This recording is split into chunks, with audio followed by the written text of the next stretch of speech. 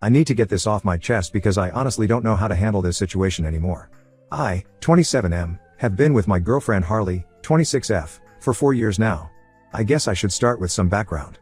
Before Harley, I went through some really rough relationships. My first serious girlfriend cheated on me with her coworker after 2 years together. I found out when I surprised her at work with lunch and saw them making out in the parking lot. My second girlfriend cheated with her ex and had the nerve to tell me it was my fault for not being exciting enough.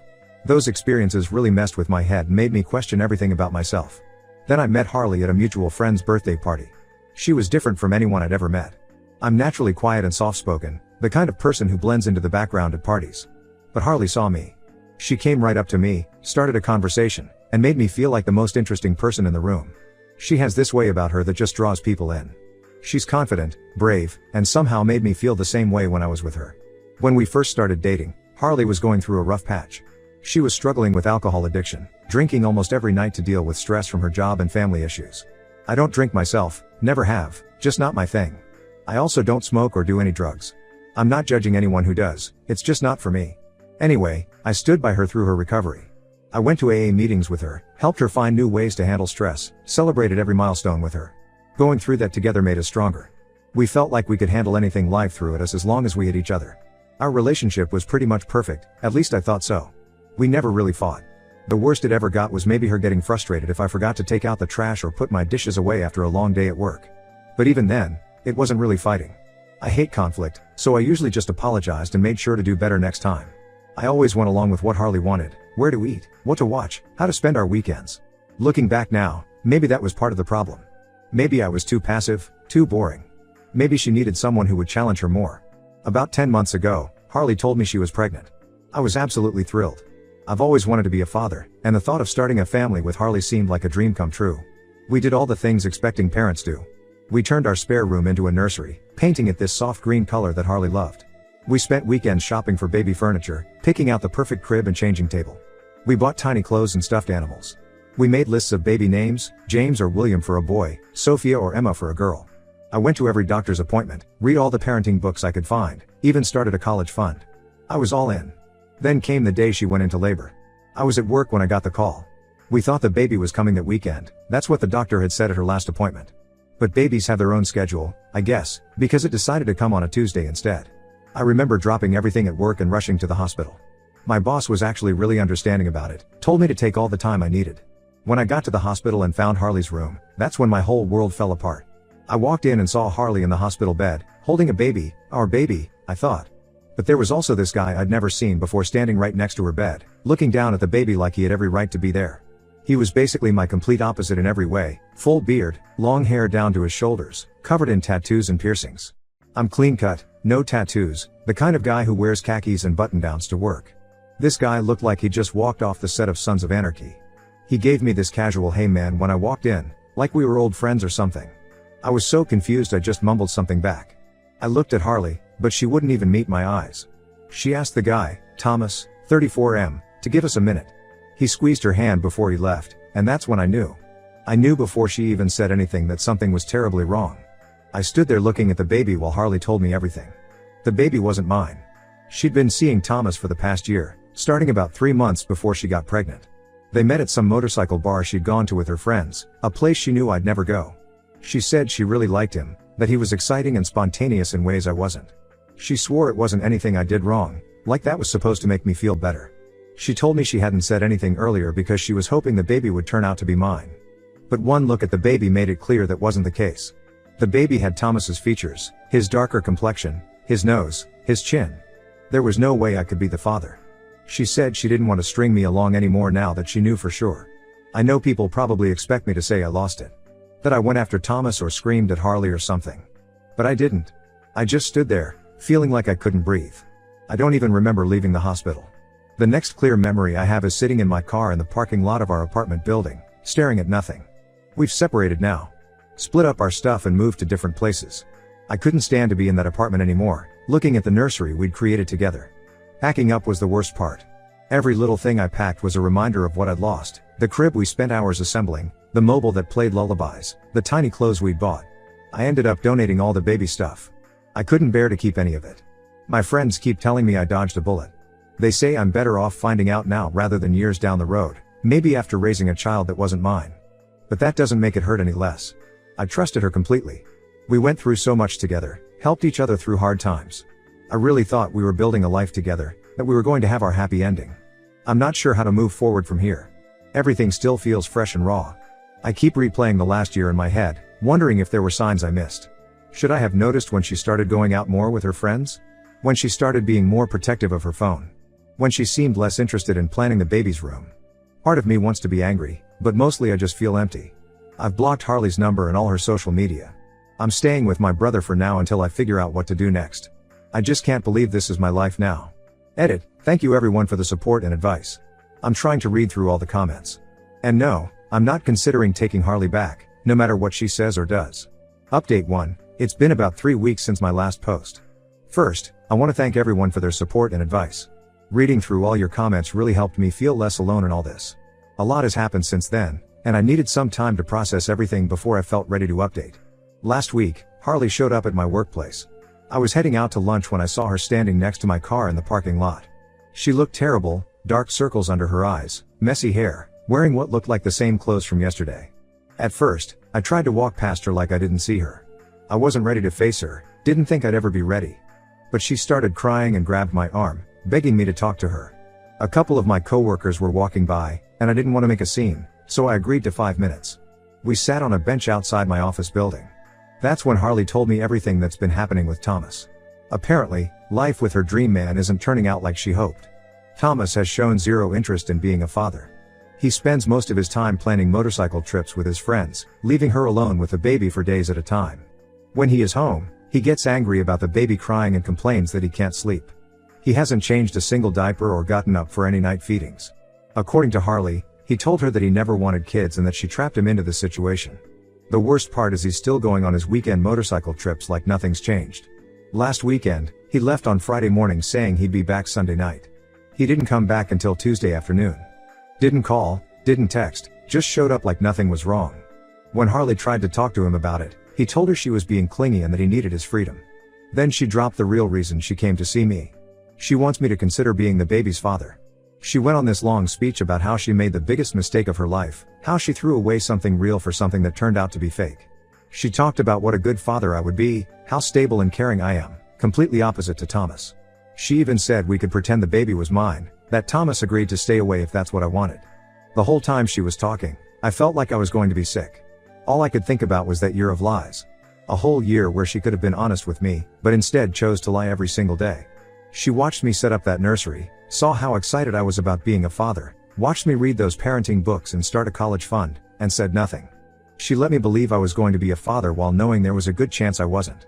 My brother, who I'm still staying with, thinks I should at least consider it. He says the baby is innocent in all this and deserves a good father figure.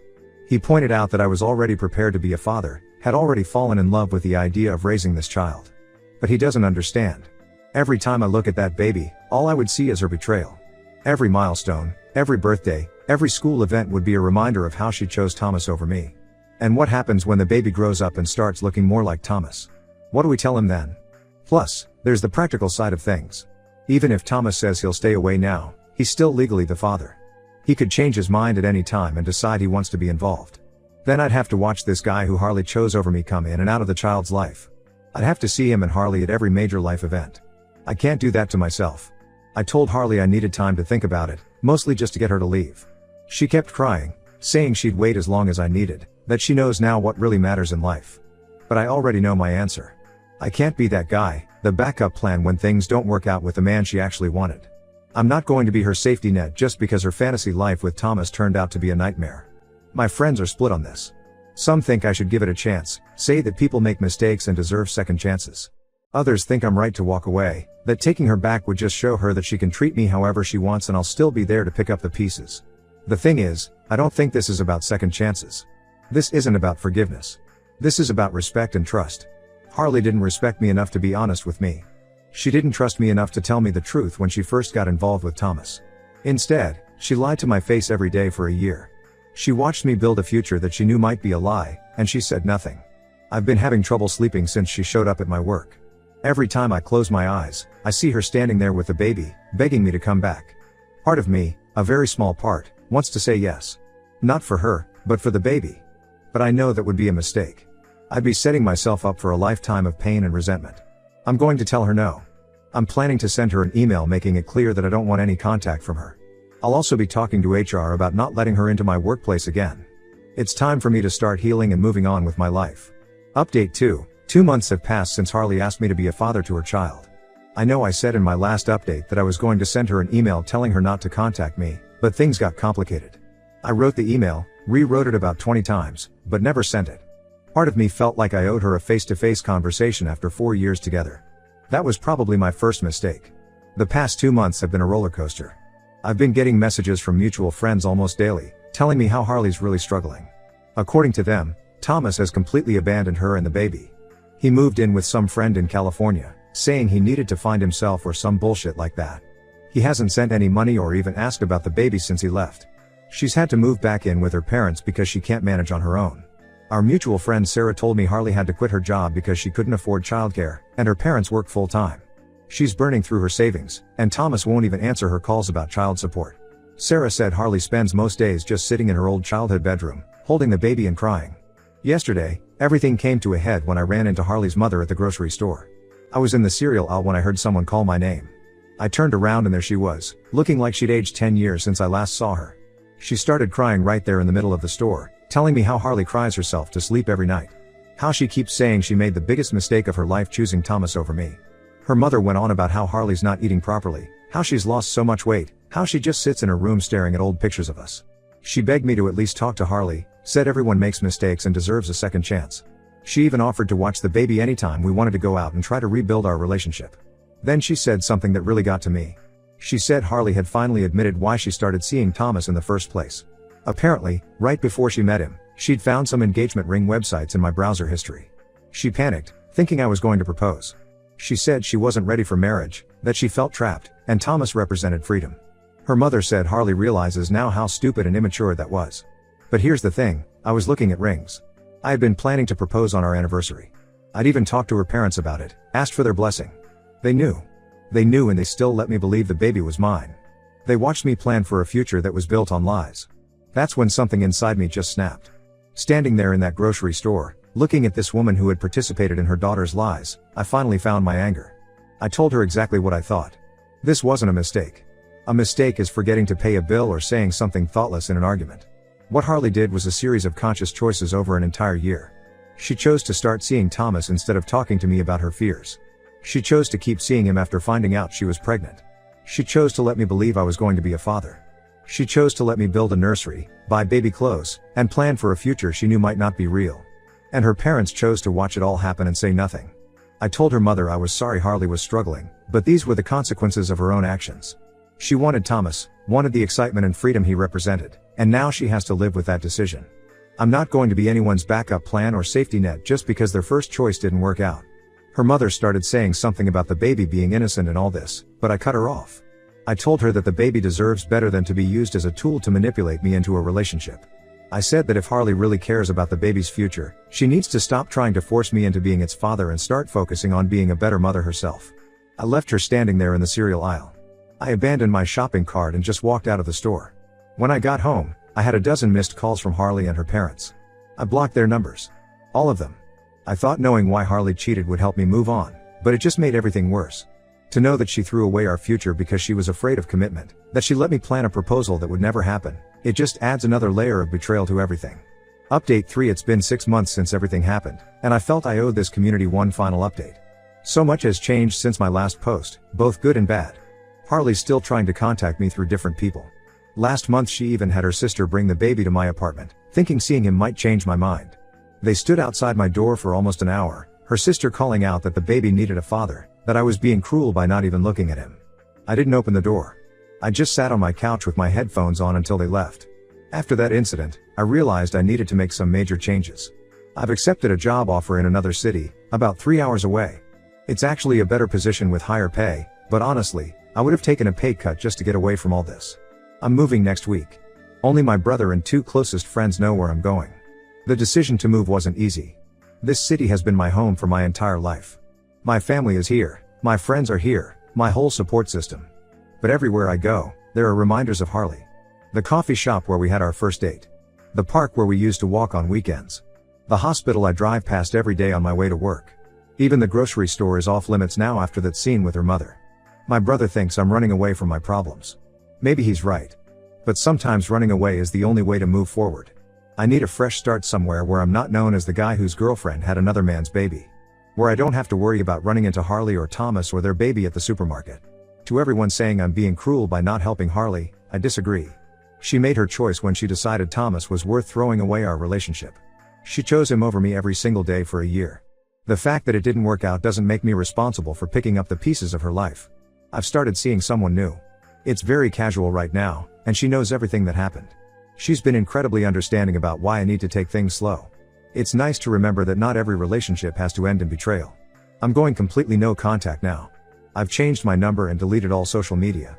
My email address will be changed once I start the new job. I've told my family that anyone who gives Harley my new contact information will be cut off. It might seem harsh, but I need this clean break. To the people who followed my story and offered support, thank you. This community helped me stay strong when I was tempted to give in, when the guilt and manipulation almost worked. You helped me see that I deserve better than being someone's backup plan. This whole experience has changed me. I'm not the same quiet, conflict-avoiding person I was 6 months ago.